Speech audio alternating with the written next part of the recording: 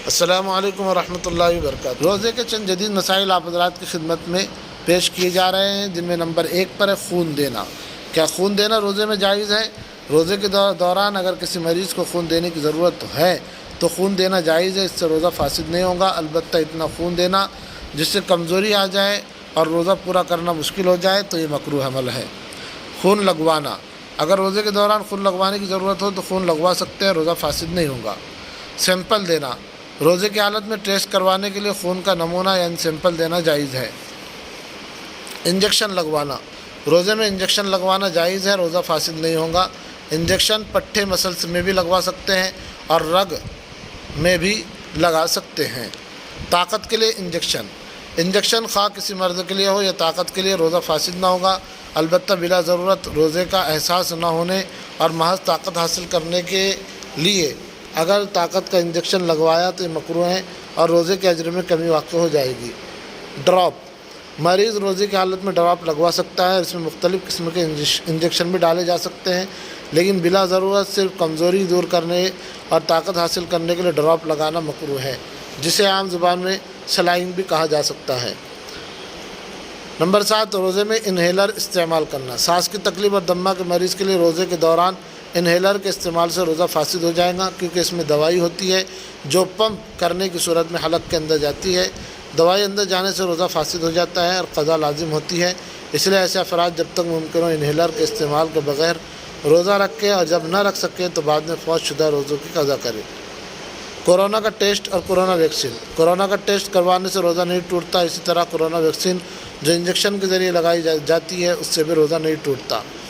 Enema کروانے سے روزہ ٹوٹ جاتا ہے، قضا لازم ہوتی ہے۔ روزے کی حالت میں آکسیجن لینا، روزے کی حالت میں اگر صرف آکسیجن لی جائے اور اس کے ساتھ کوئی دوا شامل نہ ہو تو روزہ فاسد نہیں ہوگا۔ ہاں اگر اس کے ساتھ دوا کے اجزاء بھی شامل ہے تو روزہ ٹوٹ جائے گا۔ نسوار منہ میں رکھنا عملاً کھانے کے حکم میں ہے۔ جس طرح بدن کو تقویت دینے والی غذا سے روزہ ٹوٹ جاتا ہے، اسی طرح وہ چیز جو روزے دار کے لیے نفع، تسکین اور لذت کا باعث ہو اور طبیعت کا اس کی طرف میلان پایا جاتا ہو تو وہ بھی غذا کا حکم رکھتی ہے۔ لہذا اگر نسوار کا اجزاء لعاب کے ساتھ پیٹ میں جائے تو روزے کا ٹوٹنا یقینی ہے، اور اگر بالفرض اس کے ذرات پیٹ میں نہ بھی جائے تب بھی اس کا مروجہ طریقے سے استعمال چونکہ روزے دار کی تسکین اور اس کی طبیعت کے میلان کا باعث ہے، اس لیے اس سے روزے کا ٹوٹ جانا یقینی ہے۔ ایسی تمباکو رکھنے سے بھی روزہ ٹوٹ جائے گا۔ دور جدید میں سفر کی وجہ سے روزوں میں کمی زیادتی کا حکم۔ رمضان المبارک شروع ہوا اور ایک شخص نے ایک ملک میں کچھ روزے رکھے اور دوسرے ملک کے سفر پر روانہ ہوا۔ دوسرے ملک اور پہلے ملک میں روزوں کی تعداد کا فرق ہونے کی صورت میں درج ذیل احکام لازم ہو گئے۔ نمبر 1، پہلے ملکوں میں روزے پہلے شروع ہوئے، دوسرے ملکوں میں 1 یا 2 دن کی تاخیر سے شروع ہوئے۔ اس شخص نے کچھ روزے پہلے ملکوں میں رکھے اور دوسرے ملکوں میں گیا، وہاں اس کے 30 روزے مکمل ہوئے، لیکن دوسرے ملکوں کے 1 یا 2 روزے ابھی باقی تھے، تو یہ شخص دوسرے ملکوں میں 1 یا 2 روزے رکھے گا اور اسی ملک کے مطابق عید الفطر ادا کرے گا۔ یہ زائد روزے اس کے نفلی شمار ہوں گے۔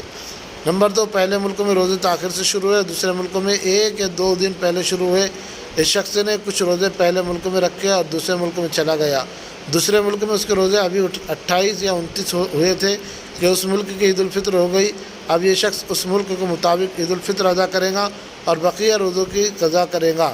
قضا کا طریقہ یہ ہوگا کہ دوسرے ملکوں میں رمضان جتنے دنوں کا تھا اسی کے اعتبار ہوگا۔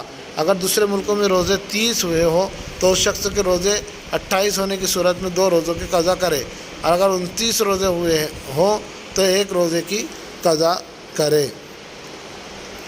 اس کے بعد انشاءاللہ العزیز چند شبہات آپ حضرات کی خدمت میں پیش کیے جائیں گے، ان کا جائزہ لیا جائے گا۔ جو لوگوں کے درمیان شکوک پیدا ہے اس کے متعلق یہ بہترین ویڈیو آپ حضرات کی خدمت میں پیش کی جائے گی۔